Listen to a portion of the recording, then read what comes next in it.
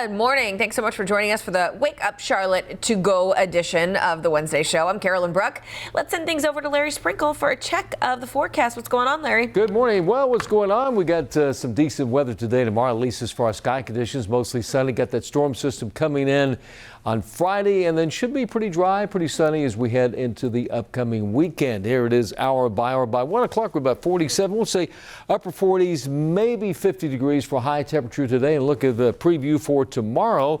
7 a.m. at about 30. We'll be in the upper 40s. A little more cloudiness around tomorrow afternoon as we take a look at the big picture today. The storm system really is in the midsection of the country. That whole weather system will take a dive to the south and then start to turn back to the northeast. The area of low pressure drags that frontal boundary right across the Carolinas on Friday with a lot of snow for some areas as we check across the region today. Highs about 48 at Hickory, 37 at Jefferson, 51 at Rockingham, near 50 right here in the Queen City for today. We'll hit the upper 40s tomorrow, starting out at about 32 in the morning. Then storm system comes through on Friday, 35 the low, 38 the high temperature. Definitely some snow for the mountains and the foothills. There may be some accumulation in the Charlotte metro area. Then for the weekend, kind of a chilly weekend, upper 40s on Saturday and Sunday. Then another storm system comes through for the beginning of next week. Carolyn? Larry, thanks so much. Let's take a look at some of the top stories of the day. Starting today, thousands of more people in North Carolina will be able to get their first dose of the coronavirus vaccine.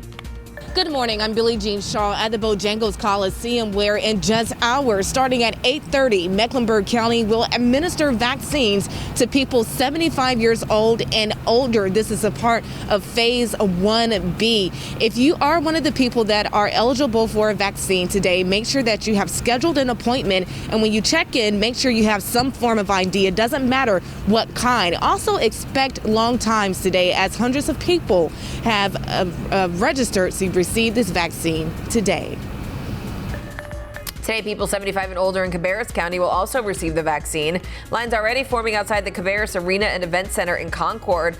They'll welcome patients starting at 10 o'clock this morning. Now, unlike Bojangles Coliseum, you don't have to have an appointment to get vaccinated. You just need to register online and bring that paperwork to them. Alexander and Lincoln counties also rolling out the vaccine to seniors today. Appointments are required in both of those counties. Today, Governor Cooper will give an update on the COVID-19 in North Carolina. The governor's current stay-at-home order set to expire Friday at 5 p.m. Now, the governor is expected to decide whether to extend the 10 p.m. curfew and 9 p.m. alcohol cutoff that's currently in place. He'll hold that news conference at 2 o'clock this afternoon. Well, this morning, Democrats one step closer to taking control of the Senate. Raphael Warnock defeating Republican Kelly Loeffler to claim a U.S. Senate seat. Warnock becoming the first black man elected to the U.S. Senate from Georgia. The second race has not yet been called. Right now, Democrat Jon Ossof is barely in the lead there.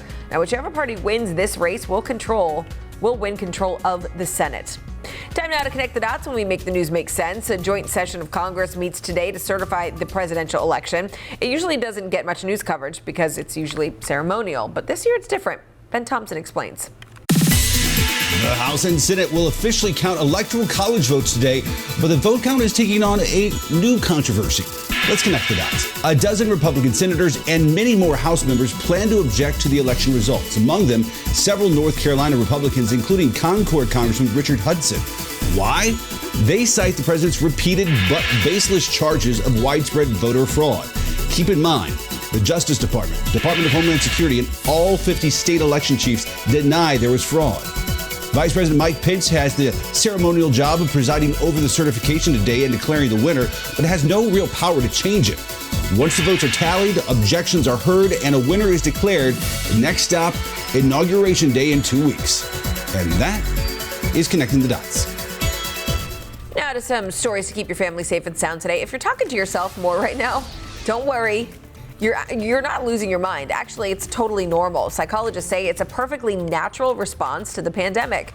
People often talk out loud when they're solving problems or dealing with stress, and we know that this is a stressful time. They say it's comforting for us to talk things out, even if our audience is just our houseplants or perhaps a pet.